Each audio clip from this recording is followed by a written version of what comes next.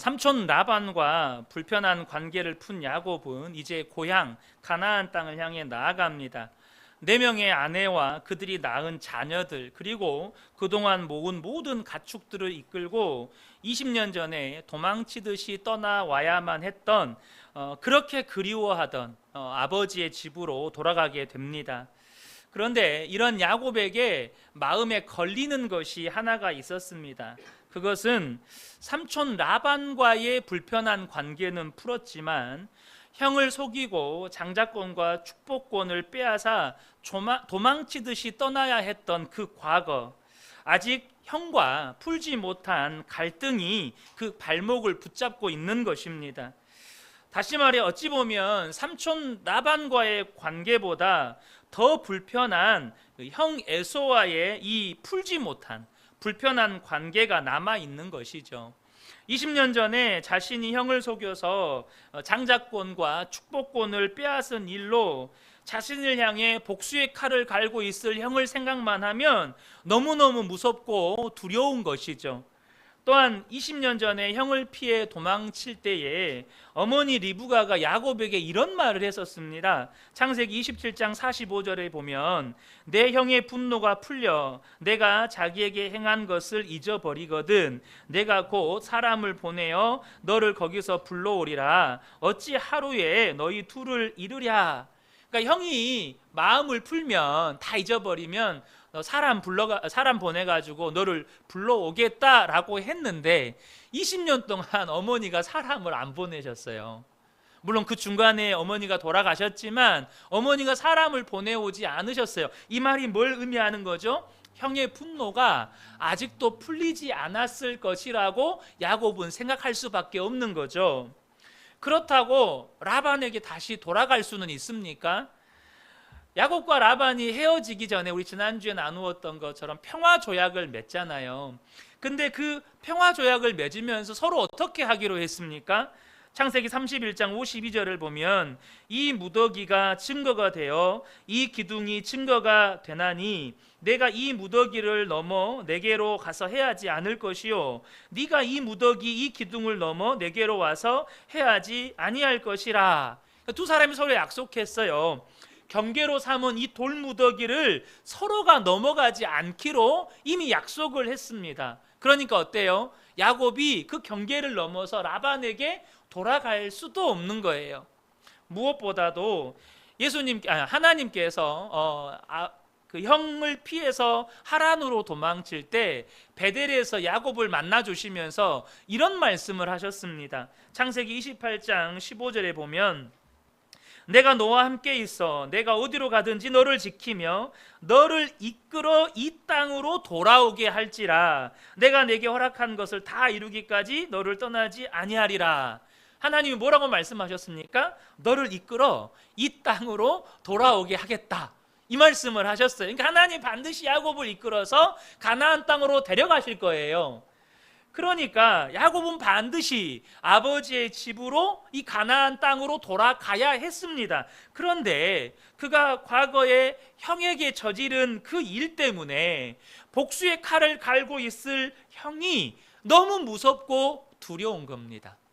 그러니까 지금 야곱이 어떤 상황에 오도 가도 못하는, 갈 수도 없고 되돌아갈 수도 없고 이런 상황에 빠져 있는 거예요.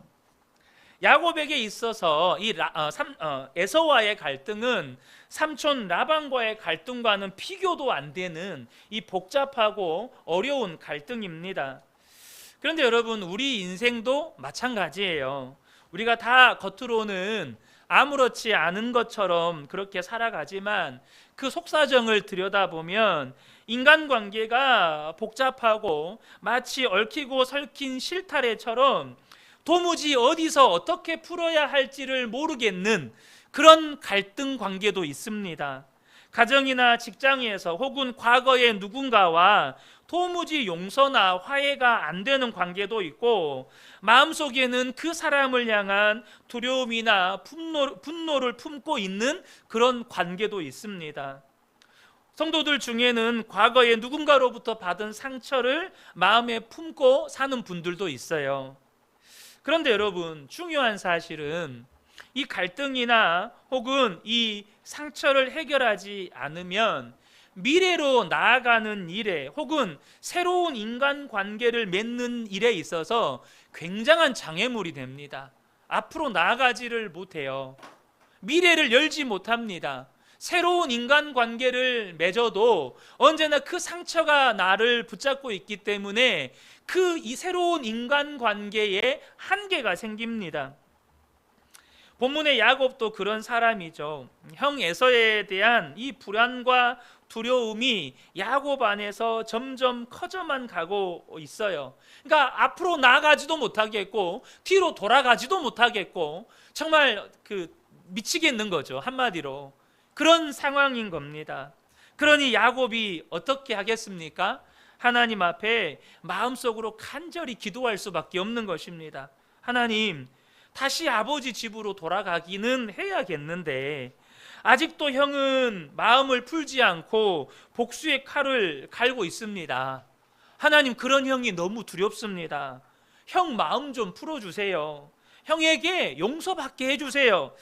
하나님, 나를 좀 불쌍히 여겨주세요. 물론 본문에 보면 기도했다는 장면이 나오지는 않아요. 그런데 야곱이 가는 길에 하나님의 사자가 야곱을 찾아옵니다. 하나님의 천사가 야곱을 찾아와요. 1절과 2절을 보겠습니다. 야곱이 길을 가는데 하나님의 사자들이 그를 만난지라. 야곱이 그들을 볼 때 이르기를 이는 하나님의 군대라 하고 그 땅의 이름을 마하나임이라 하였더라. 야곱이 가는데 느닷없이 하나님이 보낸 천사들이 야곱을 찾아옵니다. 뭘 말하는 거죠?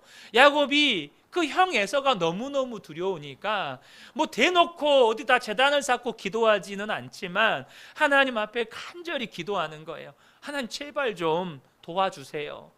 하나님, 제발 형하고 관계가 풀어지게 해주세요. 이렇게 기도할 때 하나님이 그에게 천사를 보내주셨다는 것이죠. 그렇게 야곱이 간절히 기도할 때 야곱이 가나안으로 돌아가는 길에 하나님께서 야곱에게 보내주신 천사들을 야곱이 만나게 됩니다. 그렇게 하나님이 보내신 천사들을 만난 야곱은 그들을 향해서 하나님의 군대라고 하고 그 땅을, 그들을 만난 땅을 마하나임이라고 불렀습니다. 본문은 우리가 이런 불편한 관계, 그런 관계 회복에 있어서 중요한 영적인 원리를 하나 알려줍니다. 뭐냐면 용서받아야 할 사람이 용서받지 못하면, 반대로 용서해야 할 사람이 용서해 주지 않으면 그 당사자는 불안과 두려움에 묶이게 된다는 것입니다. 그리고 그 사람은 결코 미래로 나아갈 수가 없어요. 지금 야곱이 딱 그래요. 앞으로 나아갈 수가 없는 겁니다. 형에게 아버지 집으로 가기는 해야 되는데 하나님의 약속이 그를 이끄시니 가야 되는데 못 가는 거예요. 형이 두려워서.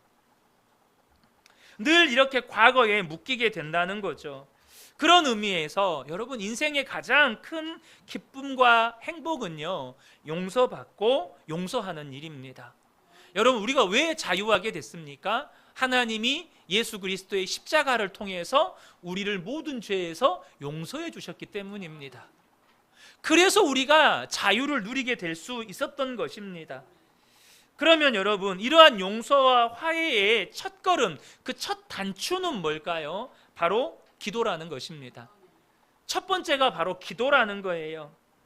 저는 종종 성도님들을 뵐 때 현실적인 문제 앞에서 기도의 능력을 무시하는 분들을 의외로 많이 만납니다. 무슨 기도만 하고 앉아있냐, 당장 눈앞의 문제를 해결하려면 뭐라도 시도해봐야지. 여러분, 그 말이 상식적으로 보면 맞는 말처럼 보여요. 기도한다고 당장 눈앞에 아무런 일도 일어나지 않은 것 같습니다. 하지만 여러분, 성도는요, 눈에 보이는 것을 바라보고 쫓고 살아가는 사람들이 아니라 눈에 보이지 않는 하나님을 믿음으로 바라보고 그 하나님을 붙잡고 살아가는 사람들입니다. 아멘이십니까? 여러분, 그러면 여러분 분명하게 아셔야 돼요. 우리가 생각만 하고 있잖아요. 그럼 사람이 이래요. 그런데 기도하면 눈에 보이지 않는 하나님이 일하십니다. 기도하면 눈에 보이지 않는 하나님이 일하신다는 거예요. 본문을 보면 야곱이 가는 길에 하나님이 보낸 천사들이 나타나서 야곱을 만나줍니다. 왜 느닷없이 이 천사들이 나타나서 야곱을 만나줍니까? 야곱이 기도했기 때문입니다. 여러분, 언제나 하나님의 역사는, 저와 여러분의 삶에 하나님의 역사는 기도로부터 시작된다는 것을 아셔야 합니다. 여러분, 우리의 삶의 기적은 언제 경험하게 되는 것입니까? 하나님이 일하실 때 경험하게 됩니다. 그러면 그 하나님은 언제 일하십니까? 우리가 믿음으로 기도할 때 하나님은 일하십니다. 그러므로 기도와 기적은 여러분 연결되는 거예요. 기도와 기적 사이에 하나님의 일하심이 있는 거예요. 본문에 야곱이요, 아무리 머리를 싸고 용을 써봐도 에서와의 관계를 푸는데 자기가 할 수 있는 일이 없는 거예요. 우리가 뒤에서 나누겠지만 고작 생각해낸 일이라고는 뭐냐면 에서가 400명 이끌고 온다니까 너무 겁이 나는 거예요. 그래서 두 대로 나누어지고, 두 대로 나누어서 한 대를 치면 한 대는 도망쳐야겠다. 이것이 야곱의 생각의 한계예요. 이게 야곱이 생각해낼 수 있는 전부라니까요. 사람의 생각이 이렇습니다. 분명 야곱은 형에게 잘못했죠. 그래서 에서가 야곱에게 가진 이 마음, 이 분노는 일견타당해 보입니다. 그러나 여러분, 저와 여러분이 아셔야 돼요. 그러면 잘못한 사람이 용서 못 받습니까? 그럼 우리도 용서받으면 안 되죠. 우리의 죄는 도대체 어떻게 용서받은 겁니까? 그게 은혜입니다. 여러분 기억하십시오. 분명히 우리가 잘못했을 수 있어요. 그러나 우리가 기도할 때 하나님은 은혜 베푸십니다. 우리가 잘못했고, 우리가 누군가에게 상처를 줬고, 우리가 누군가에게 아픔을 줬지만 여러분 기도하면 하나님은 은혜를 베푸십니다. 사람과 사람 사이에 용서와 화해가 어려운 이유는 시시비비를 가리려 하기 때문입니다. 누가 잘했고 누가 잘못했고를 끝까지 가려서 책임을 묻고 잘못한 사람으로부터 끝까지 사과를 받아내려 하기 때문에 용서와 화해가 쉽지 않습니다. 그러나 여러분, 우리가 여기서 중요한 걸 발견하셔야 돼요. 중요한 건 기도하면 하나님이 일하신다는 것입니다. 기도하면 하나님이 일하신다는 거예요. 기도하면 하나님이 그 사람의 마음을 만지시고 고치십니다.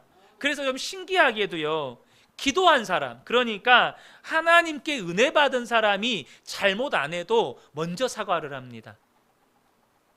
참 신기하죠? 그러니까 때로는 그래서 기도 안 하는 사람도 있어요. 또 기도하면 하나님 나보고 사과하라고 할 거잖아요. 또 기도하면 나보고 용서하라고 하실 거잖아요. 저 사람은 잘못했다고 말도 안 하는데. 그래도 여러분, 은혜 받은 자가 승리합니다. 은혜 받은 자가 하나님의 은혜를, 구원을 경험합니다. 기도할 때 하나님이 일하십니다. 반대로 기도하지 않는 사람, 은혜를 모르는 사람은요, 언제나 사과를 받으려고만 합니다. 여러분, 그 사람이 불쌍한 사람이에요. 왜요? 용서할 줄을 모르거든요. 주님이 말씀하셨습니다. 네가 용서하지 않으면 천부께서도 너를 용서하지 않는다고 말씀하셨어요. 그러니까 내가 누군가를 용서할 줄 모른다는 건 하나님의 이 죄사함의 은혜를 모른다는 거예요. 두 번째는요, 적극적이면서도 겸손하게 자기의 의사를 표현해야 한다는 거예요. 이 용서와 화해의 두 번째 원리가 적극적이면서도 동시에 겸손하게 자기의 의사를 표현해야 한다는 겁니다. 3절부터 5절을 보면 야곱이 세일 땅 에돔 들에 있는 형 에서에게로 자기보다 앞서 사자들을 보내며 그들에게 명령하여 이르되 너희는 내 주 에서에게 이같이 말하라. 주의 종 야곱이 이같이 말하기를 내가 라반과 함께 거류하며 지금까지 머물러 있었사오며 내게 소와 나귀와 양떼와 노비가 있으므로 사람을 보내어 내 주께 알리고 내 주께 은혜 받기를 원하나이다 하라 하였더니, 지금 야곱이 사자를 보내서 에서에게 이렇게 전하라고 말하는 내용이 본문에 기록되어 있습니다. 야곱이요 20년 동안 라반과 불편한 관계 가운데 있으면서 그 관계를 회복하는 과정에서 깨달은 게 있었던 것 같아요. 그게 뭐냐면 화해하려면 겸손해야 한다는 것입니다. 겸손해야 한다는 거예요. 여러분, 교만한 사람, 자기는 잘못한 것이 없다고 생각하는 사람, 아직도 자기 자존심을 굽히지 못하는 사람은 화해할 자격이 없는 사람이고 아직 용서받을 자격이 없는 사람입니다. 여러분, 그렇다는 말은 무슨 뜻이냐면 아직도 죄의 종로로 타고 있는 자신의 그 자아가 십자가에서 처리되지가 않았다는 거예요.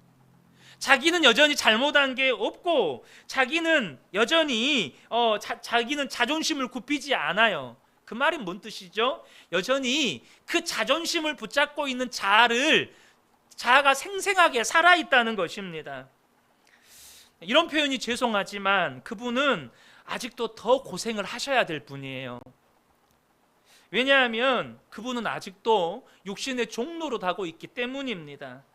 본문에서도 등장하지만 하나님은 위기가 닥치면 또 인간적인 꾀를 내고 있는 야곱이 본문에 또 나옵니다. 형이 이렇게 출발했다고 했을 때 막 떼를 나누면서 어떻게든 인간적인 꾀를 내요.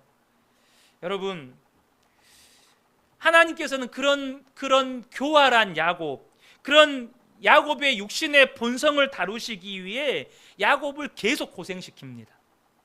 이후에 또 우리 계속 나누겠지만 야곱의 일생에 일어나는 사건들을 보면 철저하게 야곱의 그 죽어지지 않은 자아를 주님께서 다루시기 위한 과정들이에요. 그래서 나중에 야곱이 바로 앞에 서서 뭐라고 이야기합니까? 자신은 험한 세월을 살아왔노라고 그렇게 고백을 합니다. 자신의 처리되지 못한 그 자아를 붙잡고 사니까 하나님께서 그 자아를 깨뜨리시기 위해서 처절하게 야곱을 다루십니다. 여러분, 갈등 관계 가운데에서 나는 여전히 잘못한 것이 없고 저 사람이 잘못했고 저 사람이 나에게 용서를 구해야 하고 이렇게만 생각을 하면 아직도 그 안에 처리되지 못한 자아의 문제가 있다는 거예요. 분명한 것은 하나님은 겸손한 자에게 은혜를 베푸신다는 것입니다.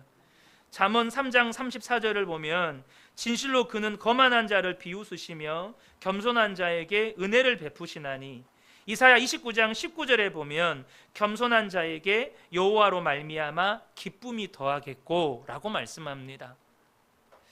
특별히 오늘 본문을 보면 이렇게 야곱이 자기의 의사를 표현하는 이 장면은 우리에게 그 의사를 표현할 때 우리가 갖추어야 할 중요한 원리 몇 가지를 알려줍니다. 첫 번째는 뭐냐 하면 앞서도 잠깐 언급드렸지만 상처를 준 자가 상처받은 자에게 먼저 화해를 신청해야 한다는 것입니다.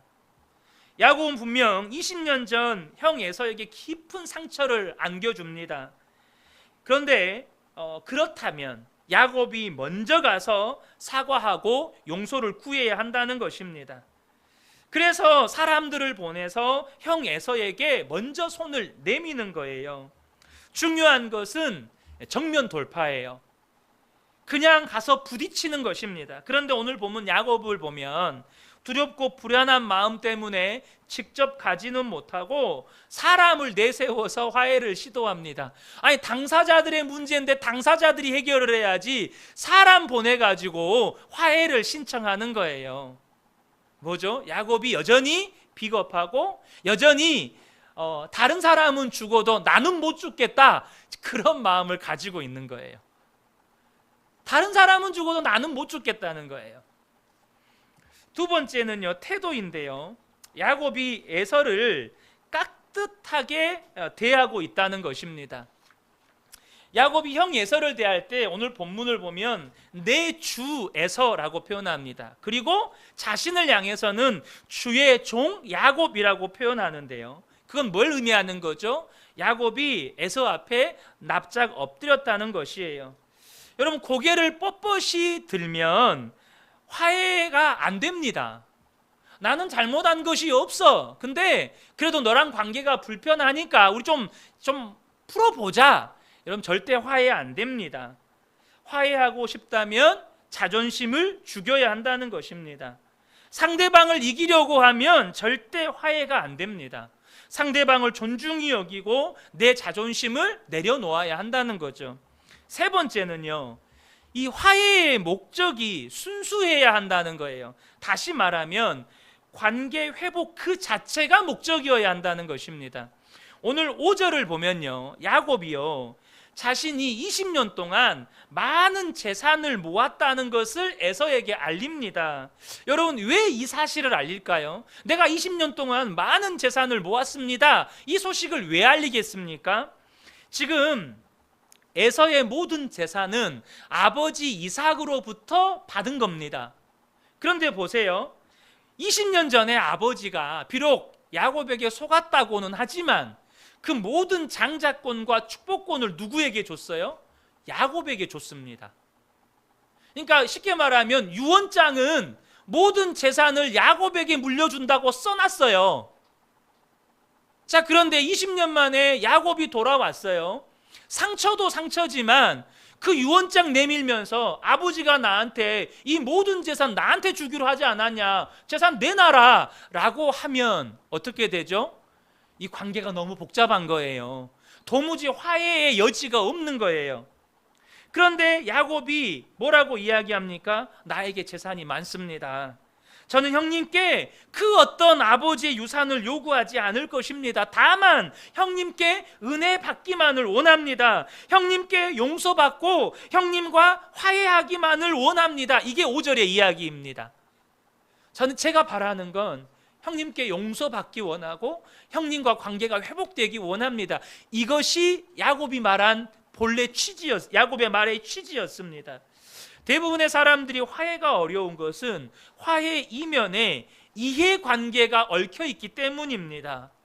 여러분, 우리가 주변에서 부모의 유산 상속 문제 때문에 자녀들 사이에 이 화해를 못한다는 이야기 들어보신 적 있으시죠? 이해관계가 얽혀 있으면요, 여러분, 화해가 어렵습니다. 근데 야곱의 목적은 순수했어요. 형과 관계만 회복되면 돼요. 그 이상 어떤 것도 바라지 않아요. 그 결과, 그래서 이렇게 야곱이 자신의 의사를 전달했지만 그 결과가 야곱의 기대와는 조금 달랐던 것 같아요. 6절을 보면 사자들이 야곱에게 돌아와 이르되 우리가 주인의 형 에서에게 이른즉 그가 400명을 거느리고 주인을 만나려고 오더이다. 에서가 400명을 이끌고 야곱을 만나려고 출발했다는 거예요. 이때 야곱의 마음은 얼마나 두렵고 절망적이었겠어요. 아, 형이 아직도 마음을 풀지 않았구나. 형이 기어이 나에게 복수하겠구나 라는 생각을 했을 거예요. 그런데 여러분 6절을 다시 한번 봐보세요. 6절을 보면 형이 400명을 이끌고 올 때 환영하러 오는지 싸우러 오는지에 대한 언급이 없습니다.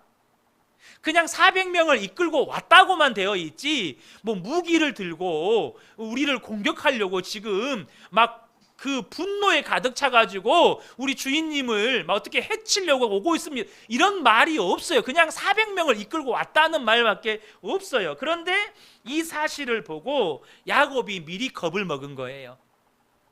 그리고 위기라고 판단이 되자 다시 야곱이 그렇게 하나님 앞에 하나님을 찾았는데 다시 본성으로 돌아가서 꾀를 부려요. 어떤 꾀요? 자기 무리를 두 떼로 나누고 한 떼를 치면 한 떼라도 도망치자. 그 한 떼에는 자기가 속해 있는 거죠. 7절과 8절에 야곱이 심히 두렵고 답답하여 자기와 함께한 동행자와 양과 소와 낙타를 두 떼로 나누고 이르되 에서가 와서 한 떼를 치면 남은 한 떼는 피하리라 하고. 여러분, 야곱이요, 화해도 하고 싶었지만 자기가 죽고 싶지도 않았어요. 나중에 보면 부인도 죽여도 괜찮고 자식도 죽여도 괜찮은데 나는 죽이면 안 돼요. 이렇게 야곱이 이기적인 사람이었어요. 지금 야곱은요, 그 마음이 완전 좌불안석입니다. 절망과 괴로움으로 가득 차 있어요. 그런데 여기서 우리는 또 하나 놀라운 영적인 비밀을 발견하게 됩니다. 그게 뭡니까? 인간의 절망은 하나님에 대한 희망이라는 것입니다.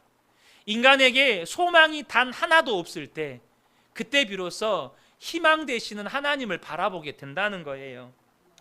기본적으로 사람은요, 본성적으로 어려움에 처하면 나에게 도움을 줄 만한 사람을 찾든지, 혹은 이것도 아니면 다른 방법을 찾아봅니다. 그렇게 사람 찾아보고도 안 되고 이 방법 저 방법 해보고도 안 되면 절망을 합니다. 그런데 그때 사람이 하는 일이 뭐냐? 그때 하나님을 찾는다는 것입니다. 우리 주변에 그런 분들 있지 않습니까? 어려운 일 만나서 이 방법 저 방법 다 해도 안 되니까 절망 가운데 있다가 마지막으로 하나님 앞에 나온 분들, 혹시 속으로 그 사람이 바로 납니다 하는 분들 계실지도 모르겠어요. 내가 이 방법 저 방법 다 해봤는데 이제는 절망뿐이어서 하나님 앞에 코 깨어서 나왔습니다. 혹시 이런 분들 계시지 않습니까? 그런데 여러분, 이게 얼마나 어리석은 일입니까? 여러분, 지름길이 있는데, 고속도로가 있는데 왜 산길로 돌아갑니까? 그런데 사람이 그래요. 돌고 돌다가 모든 길이 막히면 그제서야 하나님 앞에 온다는 겁니다. 저는 우리 성도님들 이런 표현이 어쩔지 모르겠지만 고생해 보셨잖아요. 돌고 돌아 보셨지 않습니까? 여러분, 이제는 어떤 문제가 생기면 다른 방법 찾기 전에 이런 지름길로 오세요. 가장 빠른 길로 오십시오. 하나님 앞으로 나오는 것입니다. 그제서야 야곱이요, 이 방법 저 방법, 방법이 없어요. 절망뿐입니다. 정말 하나님을 찾기 시작합니다. 9절을 보면 야곱이 또 이르되 내 조부 아브라함의 하나님, 내 아버지 이삭의 하나님 여호와여, 주께서 전에 내게 명하시기를 내 고향 내 족속에게로 돌아가라, 내가 내게 은혜를 베풀리라 하셨나이다. 자, 이 9절을 보면 야곱의 그 다급한 심정이 고스란히 드러납니다. 야곱이 지금 기도하면서 하나님을 부르는데요, 내 조부 아브라함의 하나님, 내 아버지 이삭의 하나님 여호와여 라고 해요. 이게 무슨 말이죠? 지금 나의 하나님 갖고는 안 돼요.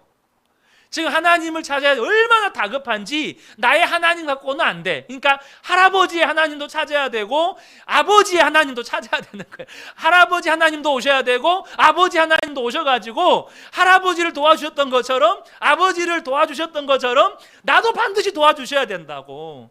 지금 정말 우리 한국의 속된 말로 정말로 발등에 불이 떨어져서 똥줄이 타니까 아버지 하나님, 할아버지 하나님 다 찾아가면서 제발 도와달라고 그렇게 간절히 외치는 것입니다. 그런데요, 이것은 우리에게 뭘 보여주냐면 하나님을 찾을 때 이렇게 찾아야 한다는 것입니다. 하나님을 찾을 때 그만큼 간절히 찾아야 한다는 거예요. 여러분은 하나님을 어떻게 찾고 계십니까? 정말로 아버지의 하나님, 할아버지의 하나님 다 동원할 만큼 그렇게 오직 하나님밖에 없으니 하나님 제발 나 좀 도와주세요. 아니면 하나님을 찾지만 도와주셔도 그만, 안 도와주셔도 그만. 도와주시면 좋은 것이고 안 도와주셔도 어쩔 수 없고, 아직 살만합니까? 그래서 우리가 하나님을 찾을 때 우리의 마음이요, 그냥 대충 건성으로 그렇게 하나님을 찾는 경우가 많습니다. 지금 야곱은요, 하나님이 아니면 죽을 것 같은 심정으로 하나님을 찾고 있는 겁니다. 여러분, 저와 여러분이 이러한 심정으로 하나님을 찾는 분들 되시기를 축복합니다. 그리고 야곱의 기도에는요, 중요한 믿음이 하나 나타나는데 그것은 뭐냐면 야곱이 하나님의 약속을 붙잡았다는 것입니다. 9절을 다시 한번 보면 주께서 전에 내게 명하시기를 내 고향 내 족속에게로 돌아가라, 내가 내게 은혜를 베풀리라 하셨나이다. 무슨 말입니까? 20년 전에 주님께서 베델에서 말씀하지 않으셨습니까? 네 고향 네 족속에게로 돌아가라, 내가 너에게 반드시 은혜를 베풀 것이다. 주님 그렇게 말씀하셨잖아요. 지금 야곱은 정말 죽을 것 같은 심정으로 하나님을 찾으면서 하나님이 자신에게 주셨던 약속의 말씀을 하나님께 들이밀고 있는 것입니다. 이것은 하나님께 계약서를 들이미는 거예요. 하나님 계약서 보세요. 하나님 이렇게 약속하셨고 이렇게 도장까지 찍으셨잖아요. 그럼 그 약속 지키셔야죠 라고 하고 있는 거예요. 여러분, 이게요 정말 어떻게 하나님 앞에 이렇게 버릇없이 구냐라고 할 수 있지만 우리의 신앙에서 너무나도 중요한 믿음의 태도입니다. 여러분, 우리가 하나님을 찾을 때 전심으로 찾는지 아니면 대충 찾는지, 찾는 신용만 하는 것인지 하나님 다 아십니다. 하나님은 하나님을 찾을 때 마음을 다해서 찾으라고 말씀하셨습니다. 신명기 4장 29절을 보면 그러나 내가 거기서 내 하나님 여호와를 찾게 되리니 만일 마음을 다하고 뜻을 다하여 그를 찾으면 만나리라. 누가 하나님을 만납니까? 마음을 다해 뜻을 다해서 오로지 하나님만 생각하면서 오로지 하나님만 구하면서 하나님을 찾을 때 하나님이 만나 주신다는 거예요. 그리고 또 하나 중요한 것이 하나님이 약속하신 말씀을 붙잡았다는 것입니다. 여러분의 앞길, 여러분의 인생의 앞길이 막막하십니까? 그러면 나를 인도하시겠다고 약속하신 말씀을 붙잡으시기 바랍니다. 지금 마음이 너무 괴롭고 근심이 되십니까? 그러면 평안을 주시겠다는 하나님의 약속의 말씀을 붙잡고 여러분 나아가시기 바랍니다. 성경을 읽다가 여러분의 마음에 감동을 주시는 말씀이 있으면 그 말씀을 붙잡으세요. 여러분, 약속의 말씀, 하나님의 약속의 말씀은 하나님의 약점입니다. 이런 표현이 그렇지만 그게 하나님의 약점이에요. 하나님 이렇게 말씀하셨잖아요. 하나님 성경에 이렇게 기록해 놓으셨잖아요. 그러면 하나님 나에게도 그렇게 역사해 주세요. 하나님께 약속의 말씀을 들이미는 것, 이것은 우리 신앙생활에 있어서 매우 중요한 믿음입니다. 하나님이 그렇게 하라고 성경을 우리에게 주신 거예요. 그런데 성경을 읽어야 기억나는 약속의 말씀이 있지 않겠어요? 날마다 성경을 읽으셔야 내게 뭔 약속의 말씀을 주셨는지를 알죠. 여러분, 날마다 성경 읽으십시오. 열심히 읽으십시오. 그리고 감동이 되는 말씀이 있으면 하나님 이건 내 거 하고 붙잡으세요. 요건 나에게 주신 약속의 말씀 하고 붙잡으시라는 것입니다. 여러분, 내 생각 붙잡아봐야 내 삶에 일어나는 거 아무것도 없습니다. 야곱이 열심히 생각해 봤어요. 근데 야곱의 생각이 뭐예요? 두 때로 나누어서 한 때를 치면 한 때는 도망치자. 이게 사람의 생각의 한계입니다. 얼마나 어리석습니까? 자기 살자고 가족들 죽이겠다는 이야기입니까? 이게 사람이 가진 생각의 한계라고요. 주님의 약속의 말씀을 붙잡고 주님 앞에 그 약속의 말씀을 내미는 것입니다. 그러면 하나님은 약속의 말씀대로 역사하십니다. 야곱의 기도에서 우리는 또 하나 중요한 것을 발견하게 되는데요. 10절을 보면 나는 주께서 주의 종에게 베푸신 모든 은총과 모든 진실하심을 조금도 감당할 수 없사오나 내가 내 지팡이만 가지고 이 요단을 건넜더니 지금은 두 때나 이루었나이다. 이게 무슨 말이죠?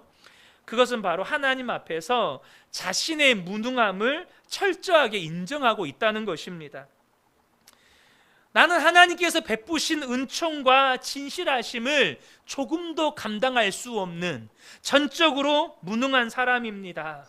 나는 하나님이 내게 베푸신 은혜조차 감당할 수 없이 연약한 사람입니다. 그러니 하나님 이런 나를 불쌍히 여겨주십시오. 이것은 야곱이 자신의 실체를 직면해 가는 과정입니다.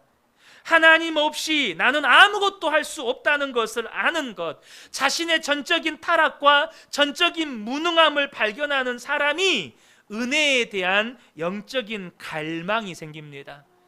그런데요, 자신의 실체를 모르는 사람은 은혜 구할지를 몰라요.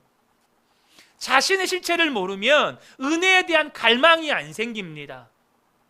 여러분 하나님의 은혜에 대한 갈망이 있으십니까? 그 말은 내가 얼마나 무능하고 연약한 자인지를 안다는 뜻이에요. 그런데 여전히 예배를 드려도 은혜에 대한 갈망이나 사모함이 없다는 건 아직도 자기 자신을 너무나도 모른다는 거예요. 나에겐 여전히 희망이 있어. 나는 꽤 괜찮은 사람이야. 그런 영적인 교만함이 내 안에 있다는 겁니다. 사도 바울은 자신의 실체를 직면한 사람입니다. 디모데전서 1장 15절을 보면 미쁘다 모든 사람이 받을 만한 이 말이여 그리스도 예수께서 죄인을 구원하시려고 세상에 임하셨다 하였도다. 죄인 중에 내가 괴수니라. 사도 바울은 자신의 실체를 직면합니다. 자기는 죄인 중에 괴수예요. 고린도전서 15장 9절에 보면 나는 사도 중에 가장 작은 자라. 나는 하나님과 하나님의 교회를 박해하였으므로 사도라 칭함받기를 감당하지 못할 자라. 나는 사도라고 칭함받을 수 없는 자다. 자신의 실체를 정확하게 직면합니다. 그러니까 어때요? 은혜를 사모하고 갈망할 수밖에 없어요. 여러분, 사도들 중에 셋째 하늘에 이끌려 올라가서 그 영원한 하나님 나라의 비밀과 그 영원한 하나님 나라에 대한 그것을 계시받은 사람이 누굽니까? 사도 바울밖에 없어요.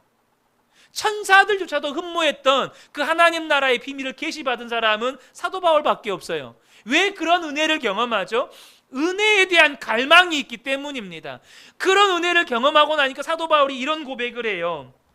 고린도전서 15장 10절입니다. 그러나 내가 나된 것은 하나님의 은혜로 된 것이니 내게 주신 그의 은혜가 헛되지 아니하여 내가 모든 사도보다 더 많이 수고하였으나 내가 한 것이 아니요 오직 나와 함께 하신 하나님의 은혜로라.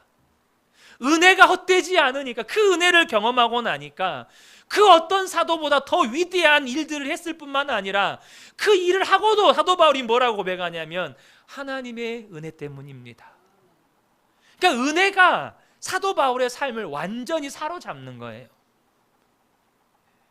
그래서 은혜가 사도 바울의 삶을 다 사로잡는 거예요. 우리가 객관적으로 여기에 보인 그 어떤 분이 사도 바울보다 고난을 받았다고 말할 수 있겠습니까? 여기에 있는 그 어떤 분이 사도 바울보다 하나님께 더 헌신했다고 말할 수 있겠습니까?